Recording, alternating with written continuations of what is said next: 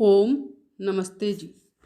आपका स्वागत है आपका अपना चैनल आओ वेद पढ़े में। इस चैनल पर केवल आचार्य प्रदीप कुमार शास्त्री जी का ऑनलाइन व ऑफलाइन शास्त्रीय कक्षाओं के वैदिक व्याख्यान उपलब्ध होंगे। अपने चैनल पर आने वाले वीडियो की सूचना पाना चाहते हैं तो लाइक और सब्सक्राइब करें तथा घंटी के बटन को दबाएं, जिससे कि वीडियो अपलोड होते ही सबसे पहले सूचना पा सकें। वेद पढ़ें पढ़ाएं, सुने सुनाएं, वेद का संदेश घर घर पहुंचाएं। ऋषि ऋण को चुकाएं, अपना कर्तव्य निभाएं, जीवन सफल बनाएं।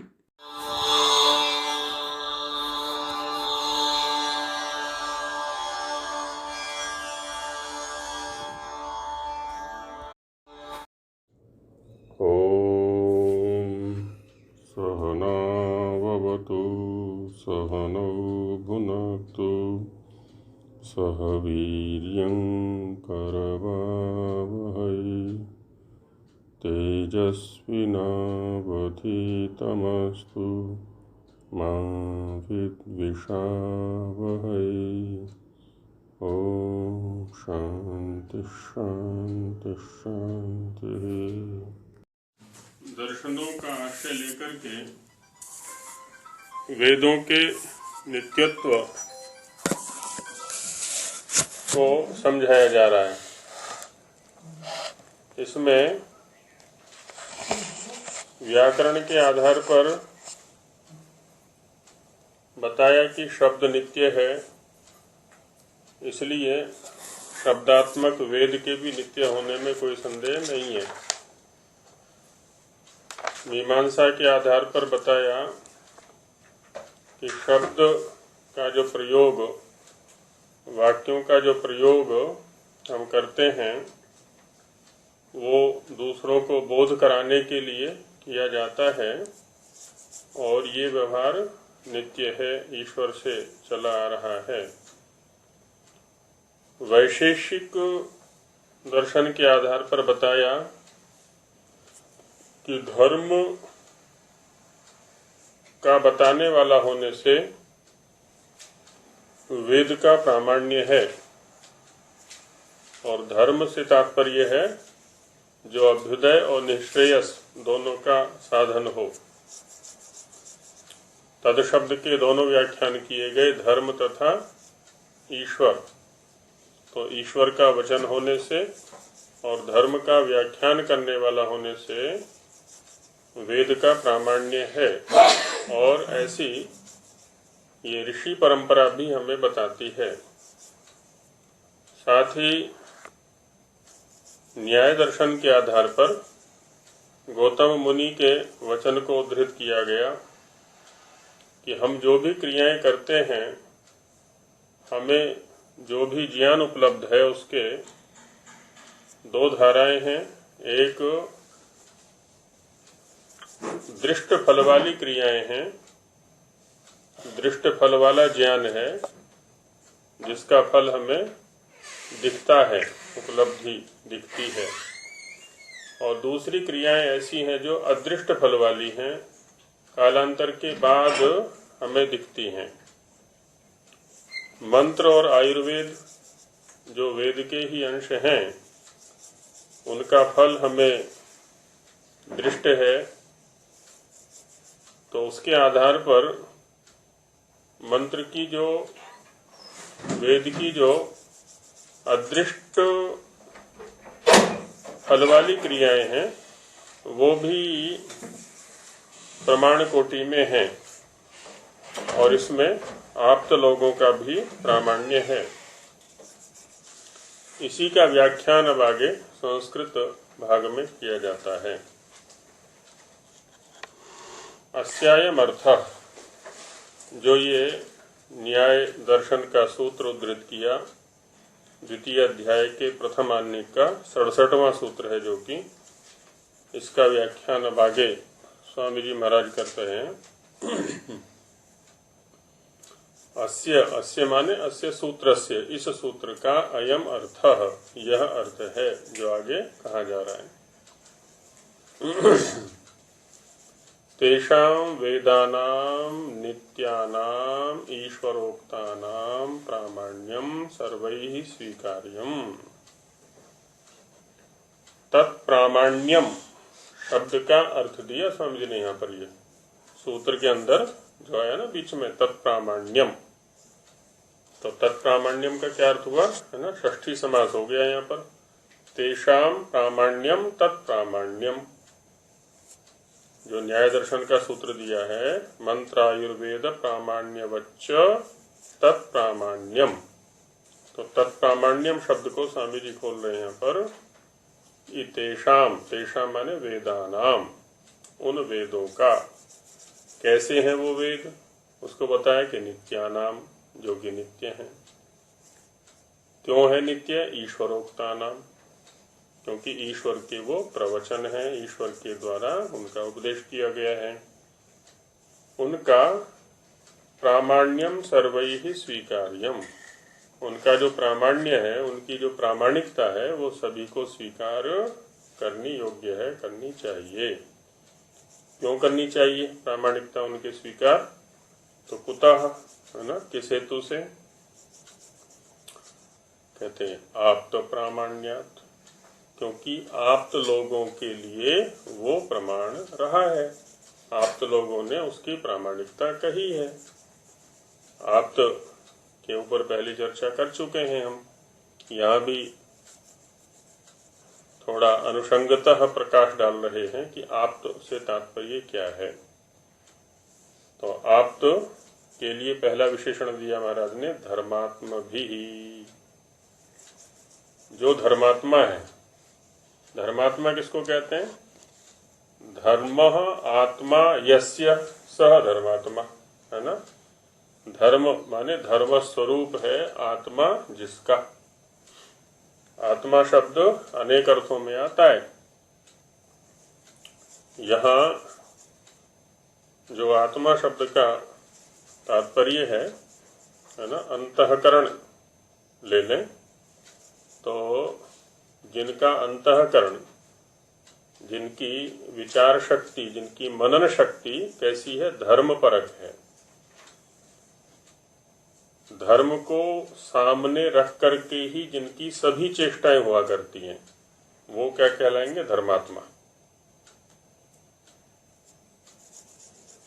आत्मा शब्द स्वरूप के लिए भी आता है ना। जिनका स्वरूप, उनका चिंतन, उनका मनन, उनका आचरण, उनका जीवन, जीवन की प्रत्येक क्रिया, उनका रहन सहन, वस्त्र, आहार विहार, सब कुछ, है ना, ये सब कुछ क्या है? उनका स्वरूप है। और ये स्वरूप कैसा है उनका? धर्म, है ना। तो धर्मः आत्मा ये शांते धर्मात्मानः, जो धर्म स्वरूप वाले हैं, हर चीज में धर्म को सामने रख करके ही वो चलते हैं, कहीं पर भी धर्म को छोड़ते नहीं।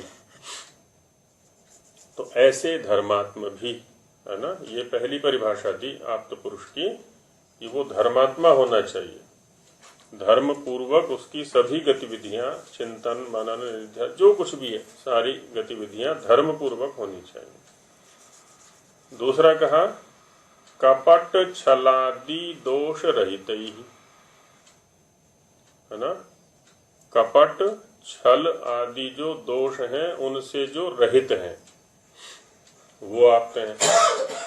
उनके अंदर किसी प्रकार का कोई कपट नहीं है, कोई छिपाव नहीं है। छिपाव करते हैं ना, मेरी ये बात दूसरों को पता न चल जाए, मेरा ये आचरण दूसरे ना देख लें, मेरे इस विचार को दूसरे ना जान लें, मेरे इस शब्द को दूसरे ना सुन लें, छिपाते हैं लोग। ऐसी कोई वस्तु उनके पास में नहीं है, छल भी नहीं है, कुछ का कुछ कहते हैं, वो दूसरों को बहकाते फिरते हैं, है ना, उल्टा सीधा बोलते हैं। आजकल के धर्मात्मा है ना, जो धार्मिक कहलवाना चाहते हैं स्वयं को, तो उनके आचरण में कुछ और होता है, वाणी में कुछ और होता है, मन के अंदर कुछ और होता है। छलते फिरते हैं, ठगते फिरते हैं दूसरों को। तो ये भी दोष है ना, छलादि और भी बहुत सारे दोष हैं इसी प्रकार के। तो छल कपट आदि उनके पास में नहीं है बिल्कुल भी।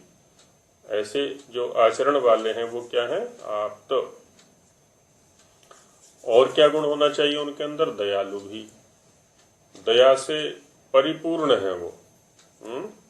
दूसरों के ऊपर, दूसरों को सामर्थ्यशाली बनाने का स्वभाव है उनका, है ना। यहाँ पर दय धातु से आलुच प्रत्यय हुआ है। आलुच प्रत्यय जो होता है ना, वो स्वभाव अर्थ में होता है।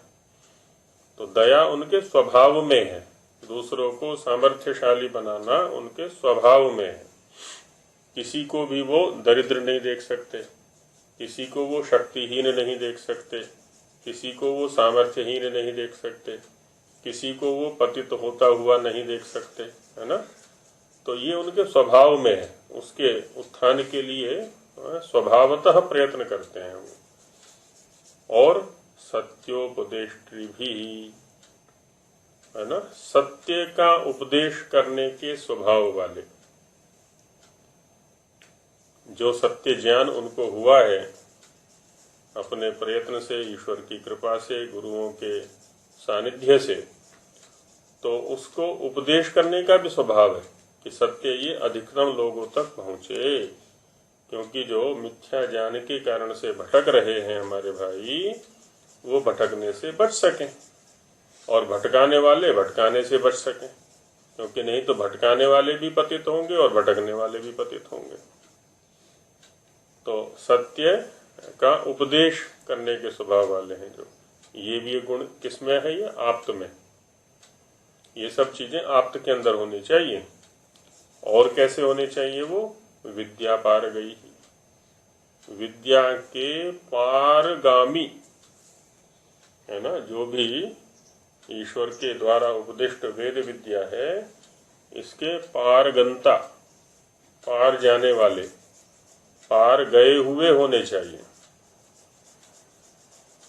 ये नहीं कि ईश्वर विद्या का है, विद्या पार गई ही, विद्या के पार गए हुए। विद्या कौन सी है? जो ईश्वर के द्वारा उपदिष्ट है, वही तो वेद विद्या जो है, वही तो विद्या है वस्तुतः। बाकी तो अविद्याएं हैं या साधनभूत हैं, जो सांसारिक बोध कराती हैं, उसको हम अविद्या बोलते हैं, अथवा साधनभूत कह सकते हैं, विद्या तक पहुंचने का साधन, विद्या को जानने वाला। हाँ। अब कुछ का क्या होता है ना, चंचू प्रवेश हो गया, थोड़ा बहुत कहीं से सुन लिया 2-4 वेद मंत्रों का, तो अपने आप को वेदविद घोषित कर देते हैं। तो वैसा नहीं, है ना, विद्या पार गई ही। और देखिए क्या विशेषण दिया स्वामी जी ने, महायोगी भी ही। योग से तात्पर्य क्या होता है ना, जो योग वाला है वो योगी है। और योग क्या है ऋषियों की दृष्टि में? चित्तवृत्ति निरोधा। अब आजकल के योगी हैं, उनका तो चित्त बड़ा विक्षिप्त दिखाई पड़ता है,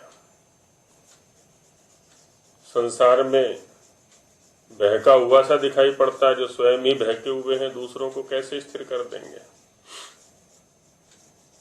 कुछ तो योगी ऐसे हैं, मंच पर जाने से पहले ब्यूटी पार्लर में तैयार होकर के जाते हैं, कपड़े एकदम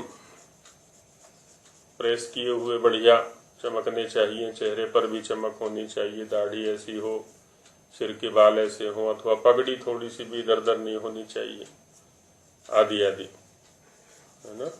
तो संसार में ही भटके हुए हैं वो तो। मेरे इतने आश्रम होने चाहिए, उतने आश्रम होने चाहिए, संपत्ति के पीछे पड़े हुए हैं। तो ये सब क्या है? चित्त के विक्षेप इससे दृष्ट हो रहे हैं। वृत्तियां जो है ना संसार में फैली हुई दिखाई पड़ रही हैं, वो लोकेशना, वित्तेषणा या पुत्रेषणाओं से ग्रस्त दिखाई पड़ते हैं, तो वो योगी की कोटि में नहीं आएंगे। कैसे अधिकतम धन आ जाए, कैसे अधिकतम हमारा यश हो जाए, कैसे अधिकतम हमारे आश्रम खुल जाए, आदि आदि। तो यहाँ कह रहे हैं स्वामी जी, आप के लिए विशेषण दे रहे, महायोगी भी, योगी के साथ साथ महाशब्द और जोड़ दिया है, जिसको हम पहुंचा हुआ बोल देते हैं ना, पहुंचे हुए योगी होने चाहिए हम, वो है आप। तो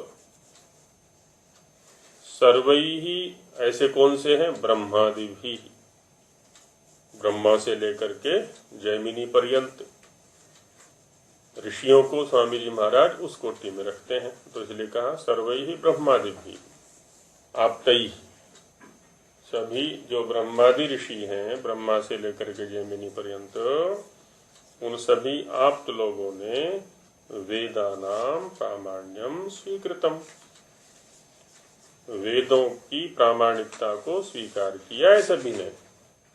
और ये कैसे पता चलता है?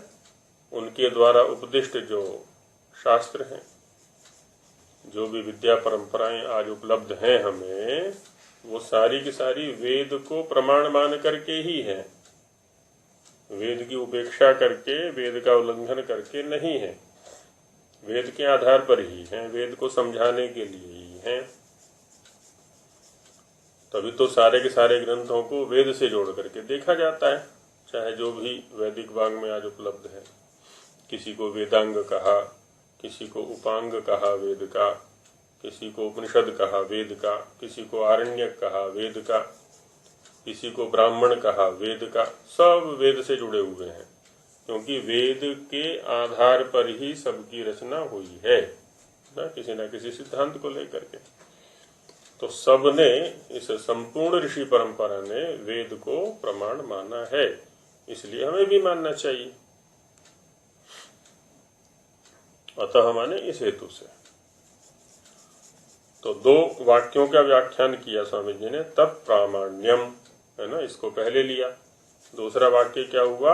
आप्त प्रामाण्यात, है ना। आप्त प्रामाण्यात में हेतु में पंचमी है, आप्तों के द्वारा प्रामाण्य स्वीकार किए जाने के हेतु से। क्योंकि आप्त लोगों ने उनको प्रमाण माना है, इसलिए हमें भी प्रमाण मानना है। अब यहाँ पर उदाहरण दे रहे हैं, है ना। पहले प्रतिज्ञा की, तत्प्रामाण्यम, है ना, वेद प्रमाण है। फिर हेतु दिया, क्या? आप्त प्रामाण्यात, क्योंकि आप्तों के द्वारा उसको प्रमाण माना हुआ है। अब इसमें उदाहरण दे रहे हैं, किंवत। किंवत माने किसके समान, इसको प्रमाण माने। तो मंत्र आयुर्वेद प्रामाण्यवत, जैसे हम मंत्रों का प्रामाण्य मानते हैं, आयुर्वेद का प्रामाण्य मानते हैं। तो मंत्र और आयुर्वेद के प्रामाण्य के समान ही, प्रामाणिकता के समान ही इनकी भी प्रामाणिकता हमें स्वीकार करनी है। कैसे? यथा, जिस प्रकार से सत्य पदार्थ विद्या प्रकाशका नाम, सत्य जो पदार्थ विद्या है। अब पदार्थ विद्या तो हमारे सामने है सारी की सारी, है ना। एक तो मुक्ति की विद्या है, वो भी हमारे सामने नहीं है, लेकिन जो पदार्थ विद्या है वो तो हमारे सामने है। तार विद्या है, इसी में आएंगी पदार्थ विद्याएं बहुत सारी। ऋग्वेदादि भाष्य भूमिका में ही नव विमान विद्या, तार विद्या, है ना, और बहुत सारी। तार विद्या का क्या मतलब? ये संगीत वाला तार अच्छा, हाँ। तो आदि आदि की विद्याएं बहुत सारी बताई जाएंगी, लोक लोकांतरों के विषय बताए जाएंगे। तो ये सब चर्चाएं आगे की जाएंगी। ये सब क्या है ना, पदार्थ विद्या के अंतर्गत आएंगे। कुछ और प्रकृति पर चिंतन दिया जाएगा, सब पदार्थ विद्या में आएंगे। तो नियम है पहले वाला, हाँ, वही पदार्थ विद्या उसमें भी आया हुआ है, सब सत्य विद्या और जो पदार्थ विद्या। तो पदार्थ विद्या वहाँ बोलेंगे, जो पदार्थ, हाँ, विद्या से जाने जाते हैं, ऐसा अलग करना चाहिए। आचरण करना चाहिए। हाँ, तो वही कह रहे हैं कि सत्य पदार्थ विद्या प्रकाशकानाम मंत्राणाम विचाराणाम। अब देखिए, मंत्र शब्द को क्या कहा स्वामी जी ने? विचाराणाम। वो भी तो विचार ही है ना। मंत्राणाम अर्थात विचाराणाम। मत्री धातु है वैसे इसमें, व्याकरण के अंदर मत्री गुप्त भाषणे। मत्री गुप्त भाषणे धातु से मंत्र शब्द बनता है, और इसी मंत्र से मंत्री बनता है। फिर जो राजा का मंत्री होता है ना, तो वो भी मंत्री इसी से बना हुआ है, क्योंकि जो मंत्रणाएं की जाती हैं, जो चिंतन किया जाता है, वो गुप्त स्थान पर किया जाता है, एकांत में किया जाता है। भीड़ भाड़े में, शोर शराबे में, जहाँ खूब हो हल्ला हो रहा हो, तो वहाँ विचार नहीं हुआ करता कुछ। वहाँ मंथन, विचार, चिंतन नहीं हुआ करता। तो इसलिए एकांत, शांत, जहाँ किसी प्रकार का कोई विक्षेप ना हो, इंद्रियां भी हमारी चाह करके भी विषय को प्राप्त ना कर सके, है ना, सब विषयों से दूर, इसलिए जंगल में बैठाया जाता था एकांत में। न अंतर इंद्रियों को विषय कुछ मिल रहा है, न बाह्य इंद्रियों को कुछ विषय मिल रहा है। अब ऐसी स्थिति में क्या होगा? जो विषय हम देना चाहेंगे उस पर रहेंगी वो सारी इंद्रियां हमारी, सारी शक्ति, सारी ऊर्जा उस पर लगेगी। तो उसको कहते हैं मंत्र, विचार। तो उनका सत्यत्वेन प्रामाण्यम भवति, उनका सत्य रूप से प्रामाण्य हम मानते हैं, क्योंकि उनका जो परिमाण है, परिणाम है, वो प्रत्यक्ष है हमारे लिए। यथा च आयुर्वेदोक्तस्य एक देशोक्त औषध सेवनेन। आयुर्वेद भी कोई सामान्य शास्त्र नहीं है, पहले चर्चा कर चुके हैं। ऐसा नहीं कि खाली दवाइयों का ही उसमें वर्णन है कि इस रोग में ये औषधि लें, इस रोग में ये औषधि लें। रोग कैसे नहीं होते, इसके ऊपर भी चर्चा है। रोग से तात्पर्य केवल शारीरिक रोग नहीं है, जो स्थूल शरीरगत रोग है, जुकाम है, बुखार है या खांसी है या आदि आदि नहीं, खाली मानसिक रोग भी हैं। उनकी चिकित्सा भी, उनका निदान भी, कारण भी वहां पर विचारे गए हैं, उनके ऊपर भी चिंतन है। पूरा अध्यात्म शास्त्र है उसके अंदर, आयुर्वेद के अंदर। जन्म कैसे होता है, जब एक व्यक्ति, एक जीवात्मा जन्म लेता है तो अपने साथ क्या क्या लेकर के आता है, जब मृत्यु होती है तो अपने साथ क्या क्या लेकर के जाता है, और जिसने जन्म लिया है उसके पास में माता से क्या प्राप्त हुआ है, पिता से क्या प्राप्त हुआ है, पूर्व जन्म से क्या साथ में आया, सब की चर्चा है ना। बड़ा अध्यात्म शास्त्र है आयुर्वेद भी। तो इसलिए स्वामी जी महाराज ने कहा कि आयुर्वेदोक्तस्य एक देशोक्त। आयुर्वेद के अंदर तो सारी चीजें आ गई। हाँ, सारी चीजें आ जाती हैं वहाँ पर। तो आयुर्वेदोक्त जो एक देश कौन सा? औषध सेवन, क्योंकि औषध सेवन सबसे स्थूल है। कुछ हुआ हमें तो दवाई खा ली हमने, औषधि खा ली, तो औषधि खा ली और उससे रोग का शमन हो गया या निराकरण हो गया, रोग दूर हो गया, उस पर हमें विश्वास हो जाता है, उसको हम प्रमाण मानते हैं। तो वैसे ही रोग निवृत्त्या तद भिन्नस्यापि भागस्य तादृशस्य प्रामाण्यम भवति, है ना।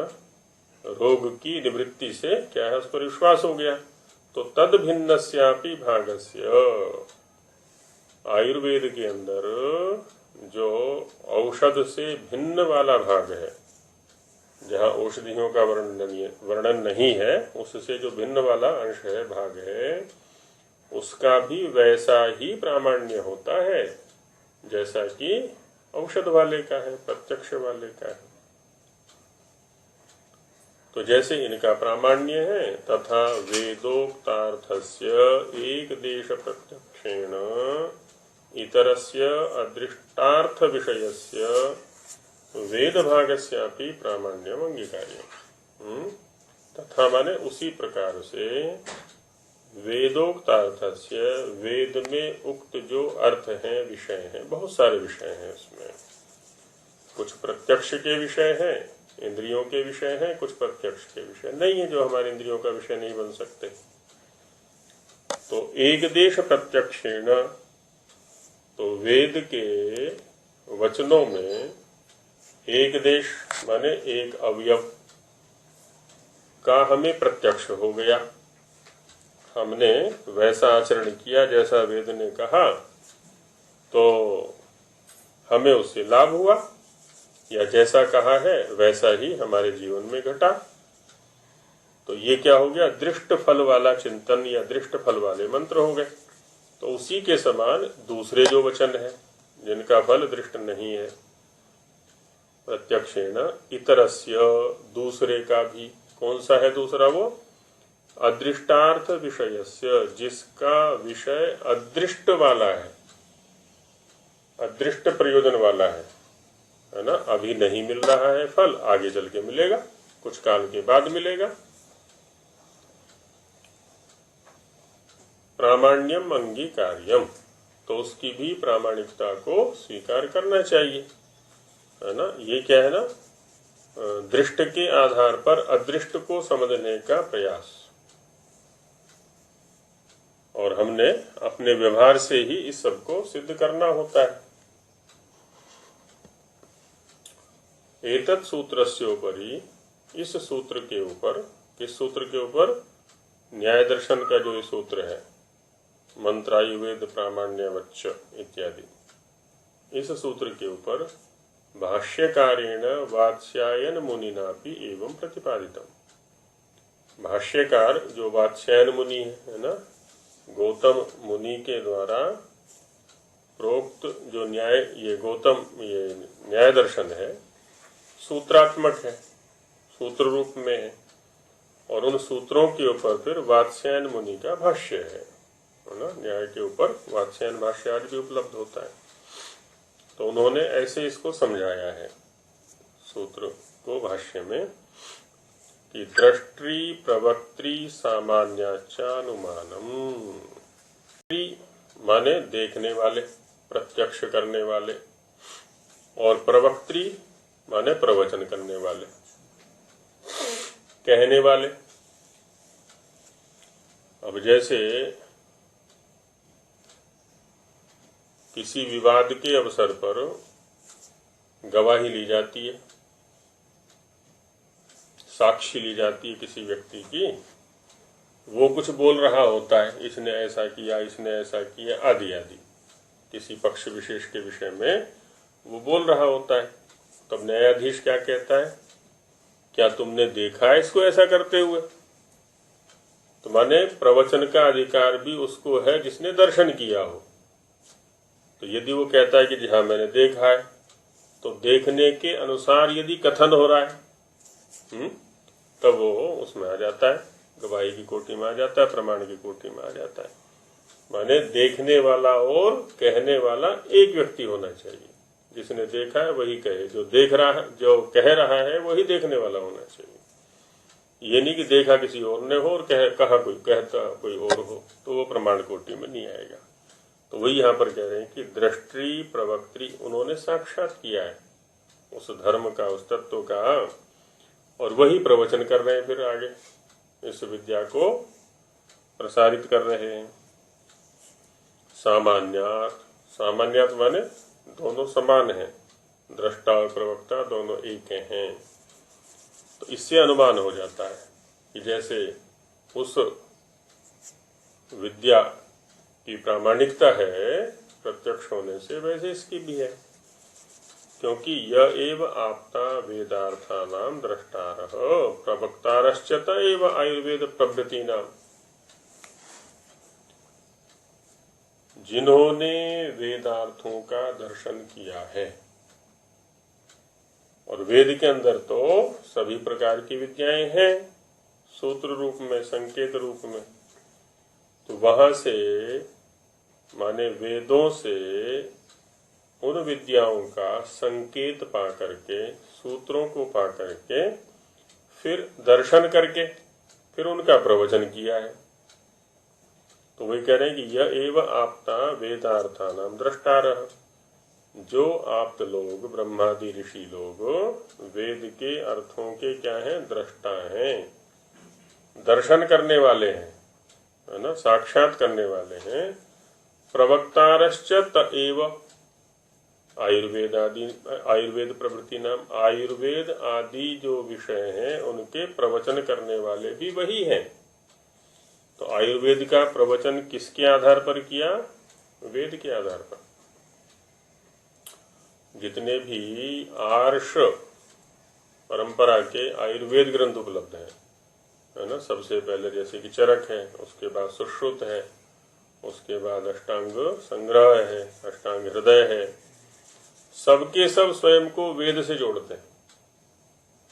सब में घोषणा की हुई है ना, कि हमारी जो परंपरा आ रही है वो वेद से आ रही है। वेद को भी लेकर के सभी के ग्रंथों का भी उसमें संकलन कर। हाँ, तो वो होता है। तो अब वहां ये बात सिद्ध की जा रही है इससे कि इन लोगों ने जो कुछ भी आयुर्वेद के ग्रंथों में प्रवचन किया है उस सब का आधार क्या है? वेद। पहले इन लोगों ने वेद का अच्छे प्रकार से अध्ययन किया है और उसमें चिंतन, मनन, निधिध्यासन करके जो वस्तुएं इनको प्राप्त हुई उसका फिर आयुर्वेद के रूप में प्रवचन कर दिया है। उसी का एक विषय हो गया, ये वेद का ही एक विषय है बस। तो इसलिए कह रहे हैं कि जिन्होंने दर्शन किया है वेदार्थ का वही आयुर्वेद आदि विषयों के प्रवक्ता भी हैं। तो दर्शन और प्रवचन दोनों एक के ही विषय हैं, चूंकि दोनों को करने वाले एक ही हैं, इसलिए इनका प्रामाण्य है।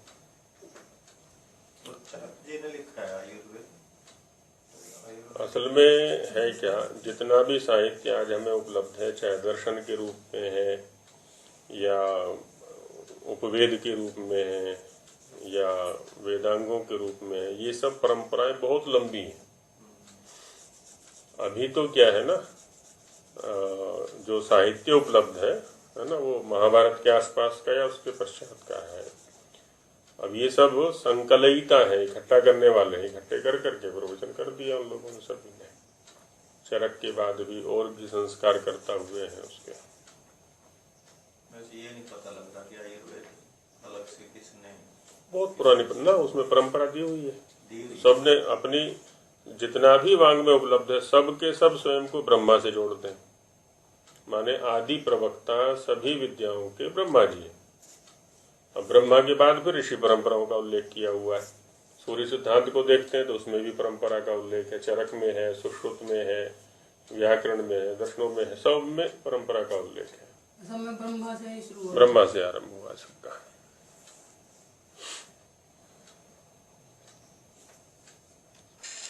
इसलिए एक उसमें वो है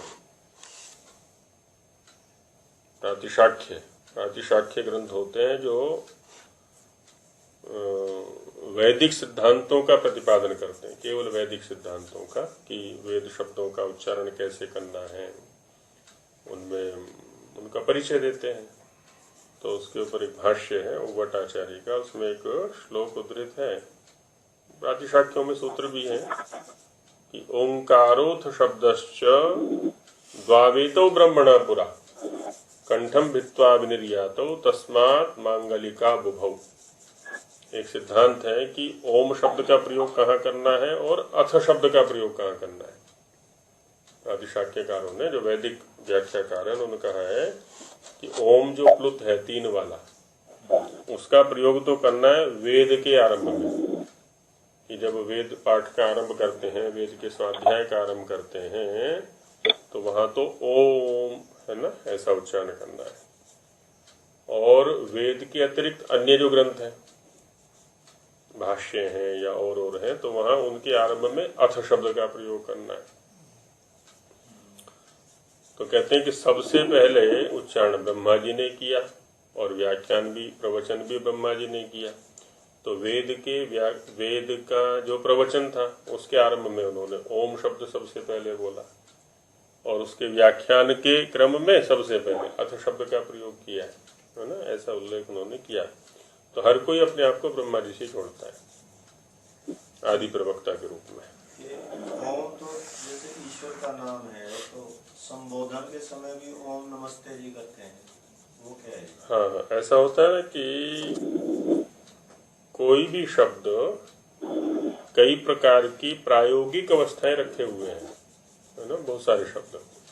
ये ठीक है, ओम शब्द वहाँ जुड़ा हुआ है, तो होता क्या है ना, हम सभी में ईश्वर की अनुभूति करना चाहते हैं, तो प्रत्येक को ओम शब्द से कह दिया करते हैं कि यहाँ भी ईश्वर के दर्शन है, यहाँ भी ईश्वर, यहाँ भी ईश्वर, सब में ईश्वर का दर्शन हो रहा है। तो एक सामान्य शब्द ले लिया हमने ओम, जिसका कि सभी के लिए प्रयोग कर सकते हैं क्योंकि सभी के अंदर उसका वास है आदि आदि। तो ऐसे एक सामान्य प्रयोग हो गया, वहाँ ईश्वर के लिए भी आ गया, यहाँ जो है एक संबोधन के रूप में भी ओम शब्द आ गया। और यहाँ वेद का आरंभ करने जा रहे हैं तो जिसकी विद्या है उसका नाम आरंभ में लेना ही चाहिए, है ना, कृतज्ञता की अभिव्यक्ति भी यहाँ हो जाती है। तो ऐसा भी हो गया, तो उसमें कोई दोष नहीं। आचार्य जी, ये कौन सा शास्त्र बताया आपने जी? शुक्ल यजु प्रातिशाख्य। शुक्ल यजु प्रातिशाख्य, शुक्ल यजुर्वेद का प्रातिशाख्य है, उसमें है। ब्रह्मा को क्या ऋषि के द्वारा मिला? हाँ, ब्रह्मा को उसमें है। फिर वो ऋषि तो अभिवादन के लिए नमस्ते जी कहते हैं ना, इसमें भी नहीं, नमस्ते की का तो विषय किया ही नहीं हमने। संबोधन एक अलग विषय हो गया, नमस्ते एक अलग, अभिवादन एक अलग विषय हो गया। आपने तो ये कहा ना कि ओम शब्द का संबोधन के लिए भी प्रयोग करते हैं। हाँ जी, ओम नमस्ते जी ऐसे। हाँ, तो ओम तो ये जो पतंजलि में आम देखा जाता है, वहाँ तो अभिवादन के स्थान पर ओम शब्द ले लिया है उन्होंने, ओम जी, है ना। तो नमस्ते जी के स्थान पर वो ओम जी बोलते हैं। तो अभी जो आपने पहले जो पक्ष रखा था वो ये था कि ओम शब्द का संबोधन के लिए भी प्रयोग करते हैं। संबोधन माने जैसे किसी को बोलना है, जैसे सामान्य रूप से क्या कहते हैं, ओए, अरे, तो इसके स्थान पर ओम शब्द का प्रयोग भी होता है, ओम इधर आना। अच्छा, संबोधन का मतलब ये हो गया जब किसी को संबोधन करना पड़ता है। अच्छा, अभिवादन में तो ठीक है, नमस्ते प्राचीन है ही हमारे पास में। बाकी बाद में आकर के क्या है ना, कई चीजें होती हैं, जैसे पहले चर्चा की ना, ये लोकेशना है, पुत्रेशना है, ये जो चीजें हैं ना बहुत सारे काम करवा देती हैं। अब एक लोकेशना हो गई कि हमारे वर्ग की एक अलग से पहचान होनी चाहिए, यहाँ तक कि अभिवादन के स्तर पर भी, कि जैसे ही अभिवादन करेंगे तुरंत पहचान हो जाएगी ये इस वर्ग के लोग हैं, तो बस एक अलग से पहचान बना दी। हाँ, ये राम राम वाले हैं, तो ये घनश्याम वाले हैं, तो ये राधे राधे वाले हैं, तो ये जय श्री कृष्ण वाले हैं, या ओम नमः शिवाय वाले हैं, आदि आदि बहुत सारी चीजें हैं ये। तो ऐसे ही फिर ये संप्रदाय धारण कर लेते हैं। ये सब क्या है ना, उत्प्रेषणा के ही एक रूप है। ओम जी बना दिया। हाँ, उत्प्रेषणा का मतलब क्या होता है, मेरे अतिरिक्त भी मेरी सत्ता जानी जाए। मेरी सत्ता खाली मेरे से ही न जानी जाए, अपितु मेरे अनुचरों से, मेरी संतानों से भी मेरी सत्ता को लोग जाने कि देखो ये उसके शिष्य हैं, ये उसके अनुचर हैं, ये उसके अनुयायी हैं, ये उसकी संतानें हैं, है ना। तो ये जो वृत्ति है ना, ये उत्प्रेषणा का ही रूप है, एक तरह से विकृत कह लें इसको या विस्तृत कह लें, उसी का रूप है ये। मैं भी संप्रदाय से हूँ। हाँ, जो भी स्वयं को भी जोड़ लेता है व्यक्ति, तो ऐसे होता है। अब कुछ लोग हैं आर्य शब्द नाम के बाद लिखते हैं, अब कुछ लोगों ने क्या किया कि पहले लिखना चालू कर दिया कि जब पहचान हो जाए कि हाँ ये इस वर्ग के लोग हैं, ये आदि आदि जो भी है, तो वो अलग अलग कर लेते हैं। ये लौकिकताएं हैं सारी की सारी, कि हम नमस्ते ही क्यों बोले, जब ईश्वर का नाम ओम है तो ओम ही क्यों ना बोल दिया जाए, आदि आदि हेतु दे देते हैं फिर उसमें। ओम शब्द ठीक है अपने स्तर पर, अपने अलग अर्थ को दे रहा है। नमस्ते एक अलग चीज होगी, एक व्यावहारिक बिंदु हो गया नमस्ते, तो अभिवादन करना है, उसके प्रति कृतज्ञता है, उसके प्रति जो है विनम्रता है, अभिव्यक्ति है, जो भी है एक अलग चीज हो गई। मतलब ओम का अर्थ अगर व्याकरण से लेंगे तो परमात्मा का नाम ही आता है, और कोई इसका वो नहीं है। हाँ, वो तो उसी में आता है, तो वो तो उसमें आ ही गया है सब। प्रथम समोल्लास में स्वामी जी महाराज ने खोल दिया सारा। क्योंकि ओम से ये जो भी अवधातु, ही नाम आए, अवधातु के जो अर्थ है या और कोई और अर्थ नहीं होता है। हाँ, सामान्य रूप से तो इसी, सामान्य रूप से तो यही हुआ जी बिल्कुल, व्याकरण पूर्वक तो वही अर्थ निकलता है। वो अथवा ये कह सकते हैं, वो गुण जिसके अंदर है हम उसको ओम कहते हैं। अब परमात्मा वाले सारे गुण तो कहीं मिलने वाले हैं नहीं, है ना, पर फिर भी क्या करते हैं ना, परमात्मा के और शब्दों का प्रयोग भी कर देते हैं हम। जैसे भगवान शब्द है या भगवान शब्द है, तो हम किसी व्यक्ति विशेष को भगवान भी बोल देते हैं, है ना। किसी ने हमारे ऊपर अतिशय उपकार कर दिया, हमारे कष्ट के समय में हमें बहुत सारा सहयोग कर दिया, तो क्या कहते हैं कि ये तो भगवान बन के मेरे सामने आ गया। कहीं जो है माँ को भगवान बोल देते हैं कि माँ क्या है, भगवान का ही तो रूप है ये, आदि आदि जो भी है वो श्रद्धातिशय भावातिशय सब काम किया करते हैं वहां पर। तो ऐसी ओम शब्द का प्रयोग कर देते हैं। शब्दों के प्रयोग कई प्रकार से हुआ करते हैं।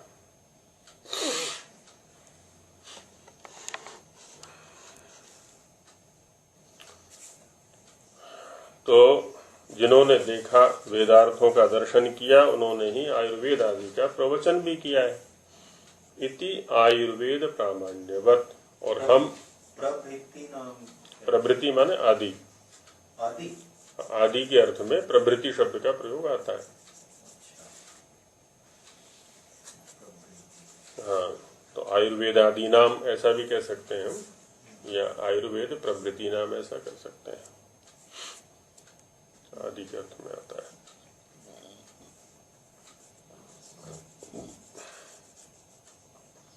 इति आयुर्वेद प्रामाण्यवत। और आयुर्वेद जो है हमारे प्रत्यक्ष का विषय है, क्योंकि हम उसका प्रयोग करते हैं, कई बार प्रयोग किया है, उसको प्रमाण माना हमने। तो जैसे आयुर्वेद का प्रामाण्य है, वेद प्रामाण्यम अनुमातव्यमिति, उसी प्रकार से वेद के भी प्रमाण का अनुमान कर लेना चाहिए। अनुमान किस रूप में प्रयोग किया है ना, एक होता है सामान्य तो दृष्ट अनुमान। अनुमान के तीन प्रकार है, एक सामान्य तो दृष्ट होता है, एक शेषवद होता है, एक पूर्ववत होता है। तो सामान्य तो दृष्ट में कि कहीं धुआं उठता हुआ देखा इसने, अनुमान कर लिया कि नीचे अग्नि जल रही होगी कहीं ना कहीं, तभी धुआं है। अब कैसे, कहते रसोई में देखा था मैंने, प्रतिदिन रसोई में प्रतिदिन देखता हूँ, नीचे चूल्हा जलता है और ऊपर जो है धुआं निकलता रहता है चिमनी में से। तो धुआं और अग्नि के संयोग को मैंने प्रत्यक्ष किया हुआ है।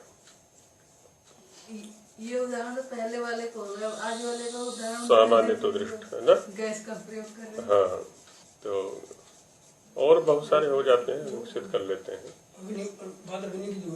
हाँ हाँ, तो ऐसा तो नहीं भाई अग्नि उसने देखी ही नहीं, बिल्कुल अग्नि सर्वथा लुप्त हो जाएगी, ऐसा तो नहीं है, है ना, वो तो है ही। प्रमाण तो वही पुराना ही रहेगा।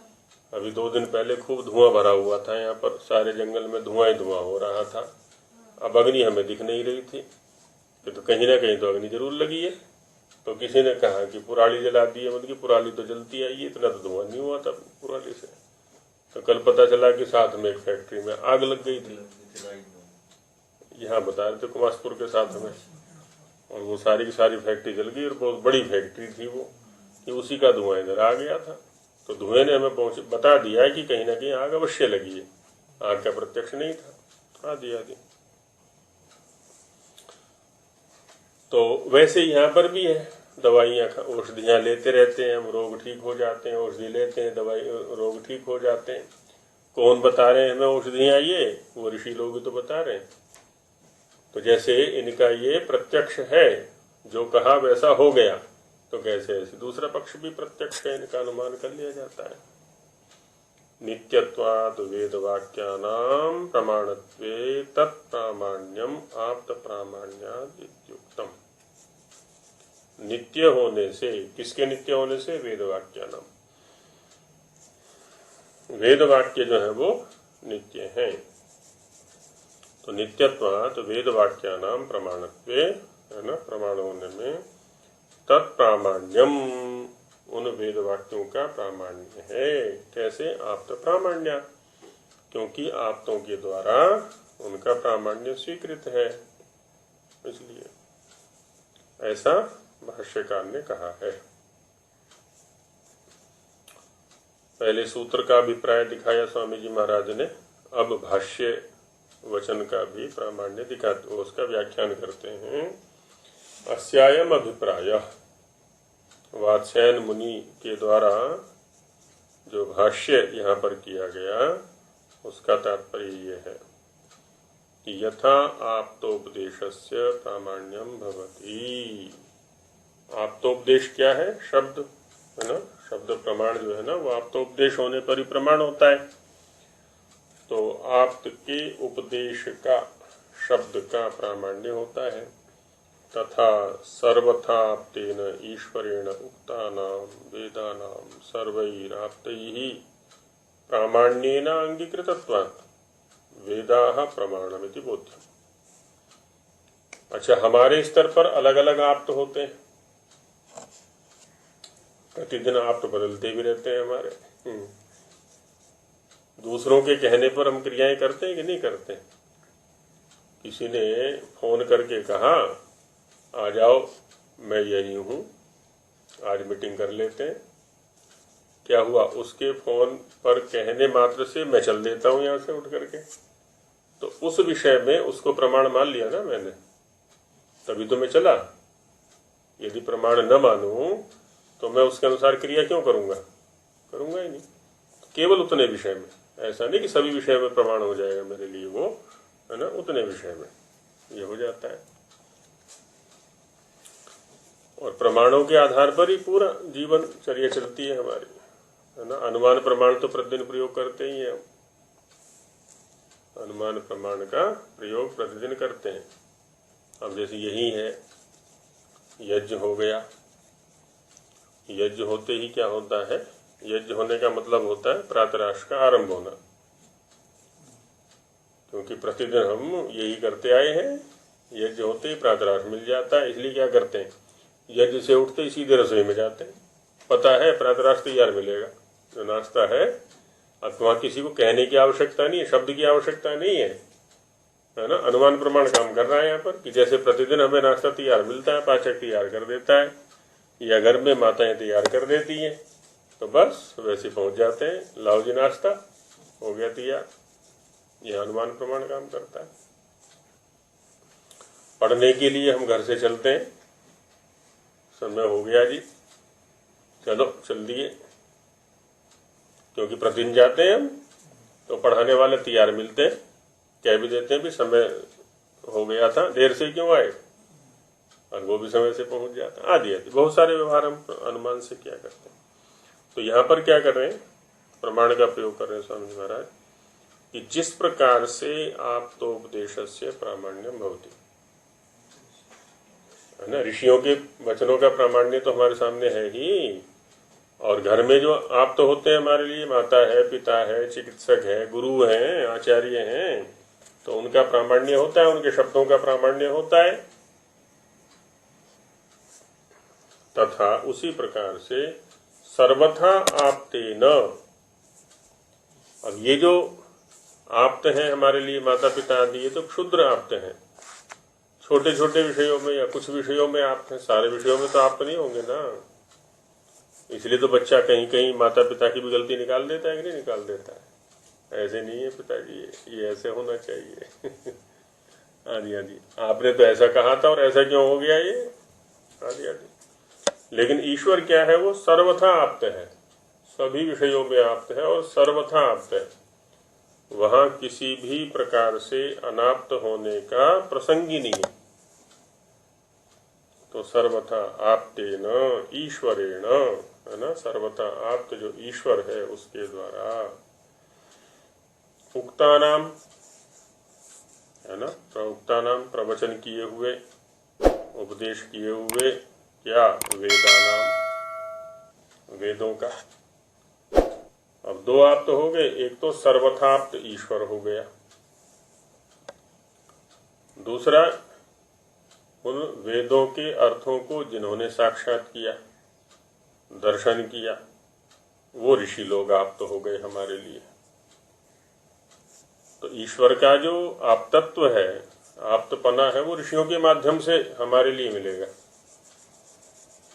तो वही दिखाना चाह रहे हैं कि वेदानाम सर्वैराप्तैहि प्रामाण्येन, सभी आप्तों के द्वारा प्रामाण्य होने से, है ना, कोई भी आप्त ब्रह्मा से लेकर के आज पर्यंत जितने भी ऋषि हुए हैं उनमें से कोई भी आप्त ऐसा नहीं है जिसने कि वेद को प्रमाण न माना हो।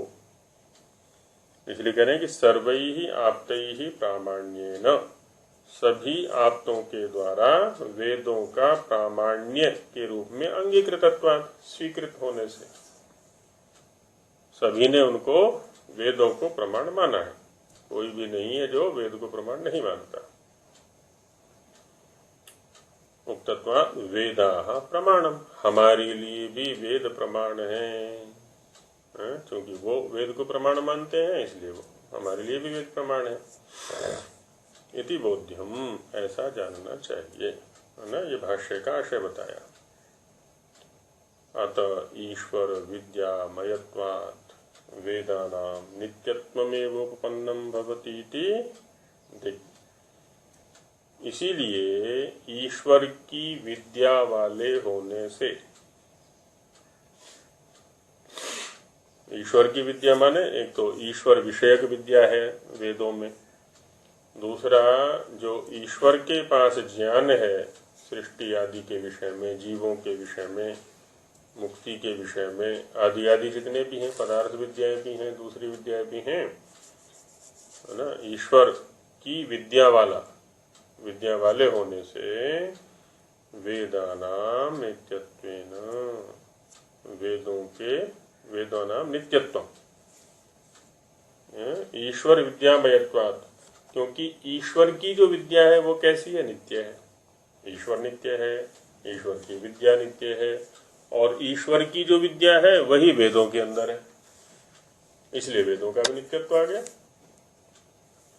तो ये हेतु इसीलिए घट रहा है यहाँ पर, ईश्वर विद्यामयत्वात्, ईश्वर की विद्या वाले होने से, है ना। पहले ईश्वर का नित्यत्व, ईश्वर नित्य है तो ईश्वर के ज्ञान का भी नित्यत्व, और वही ज्ञान वेदों में है, इसलिए वेदों का भी नित्यत्व हो गया, क्योंकि इनमें कोई व्यतिरेक नहीं है, कोई अलगाव नहीं है, पृथकता नहीं है, कोई एक ही है ईश्वर, ईश्वर का ज्ञान, ईश्वर के ज्ञान से युक्त वेद। इसलिए कहा वेदानाम नित्यत्वम एव उपपन्नम भवति, वेदों का नित्यत्व उत्पन्न हो जाता है, सिद्ध हो जाता है। इति दिक्, ऐसा समझें, ऐसा समझना चाहिए। वेदों के नित्यत्व को समझने समझाने की ये दिक् है माने दिशा है, ऐसा है। तो है, हाँ, तो ये क्या है ना, न्याय दर्शन के आधार पर वेदों के नित्यत्व का प्रतिपादन आज संस्कृत भाग में किया गया। इसका हिंदी भाग अब कल लेंगे। अन्य दर्शनों के आधार पर भी इस विषय का प्रतिपादन आगे स्वामी जी महाराज करेंगे। अभी इतना ही रखते हैं। ओम सहना भवतु सहनौ भुनक्तु सह वीर्यं करवावहै तेजस्विनावधीतमस्तु मा विद्विषावहै।